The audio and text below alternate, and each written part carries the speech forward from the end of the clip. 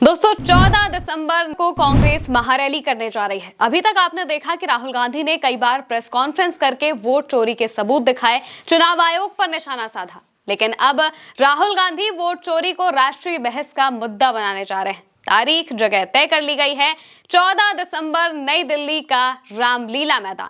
दोस्तों महाराष्ट्र, हरियाणा, दिल्ली और बिहार में भले ही कांग्रेस चुनाव हार गई हो, लेकिन हौसले बुलंद हैं। इस बार कांग्रेसी सड़क पर होंगे और वोट चोरी का हिसाब मांगेंगे। जाहिर है कि निशाने पर गुजरात लॉबी और चुनाव आयोग होगा। संसद में वंदे मातरम पर बोलते हुए प्रियंका गांधी ने भी सीधे तेवर में कहा था कि हम भले ही चुनाव हारते रहें, लेकिन हम आपकी विचारधारा से लड़ाई लड़ते रहेंगे। हम तो देश के लिए हैं, हम देश के लिए हैं। आप चुनाव के लिए हैं, हम देश के लिए हैं। हम जितने भी चुनाव हारे, हम यहाँ बैठे रहेंगे और आपसे लड़ते रहेंगे और आपकी विचारधारा से लड़ते रहेंगे। अपने इस देश के लिए, अपनी इस मिट्टी के लिए लड़ते रहेंगे। आप हमें रोक नहीं सकते। दोस्तों इस रैली में पूरे देश से कांग्रेस के नेता, कार्यकर्ता, सांसद और विधायक शामिल होने वाले हैं। रैली के जरिए केंद्र सरकार पर दबाव बनाने की कोशिश होगी। संगठन के लोगों को रैली की जिम्मेदारी सौंपी गई है। देश के कोने कोने से कांग्रेस के कार्यकर्ता वोट चोरी के खिलाफ अपनी मुहिम को तेज करेंगे।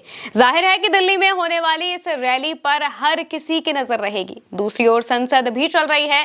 संसद में भी कांग्रेस लगातार एसआईआर के मसले पर चुनाव आयोग और केंद्र सरकार को घेर रही है। ये चुनाव जीतना, सरकार बनाना, this is not an end in self.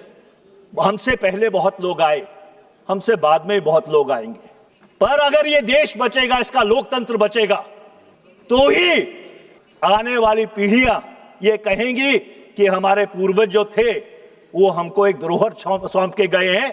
ये इंटरजेनरेशनल इक्विटी नहीं सौंप के गए। मैं एसआईआर के बारे में एक और चीज कहना चाहता हूं अध्यक्ष जी। अगर आप एसआईआर कर रहे हैं, मेरा तो मानना यह है कि चुनाव आयोग के पास कोई लीगल बेसिस नहीं है। कानून उनको इजाजत ही नहीं देता एसआईआर करने की।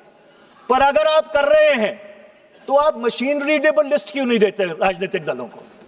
उसमें क्या आपत्ति है? अरे एक तरफ तो आप डिजिटल की बात करते हैं कि भाई हम ईवीएम से चुनाव करवाएंगे, दूसरी तरफ उसी डिजिटल पे आप मशीन रीडेबल लिस्ट भी देने के लिए तैयार नहीं है। ये कैसी विडंबना है? ये कैसा खेला हो रहा है? दोस्तों कांग्रेस के तेवर से बिल्कुल साफ है कि 14 दिसंबर को होने वाली रैली कांग्रेस के नेताओं और कार्यकर्ताओं को एक नई ऊर्जा देने के लिए है। अगले साल की शुरुआत में ही बंगाल का चुनाव है, फिर असम और तमिलनाडु में भी चुनाव है।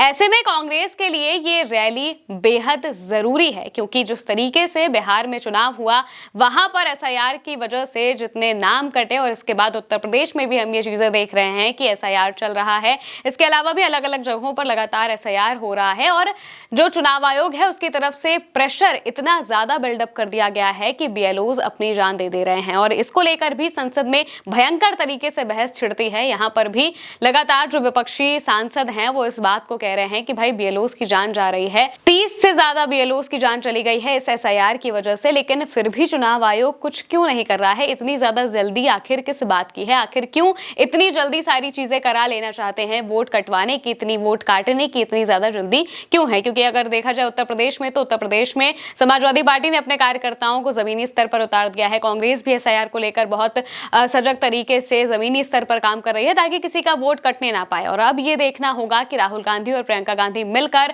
कांग्रेसियों में कितना जोश भर पाते हैं इस आने वाली रैली में। फिलहाल के लिए मेरे साथ इस खबर में इतना ही। आप देखते रहिए उल्टा चश्मा यूसी।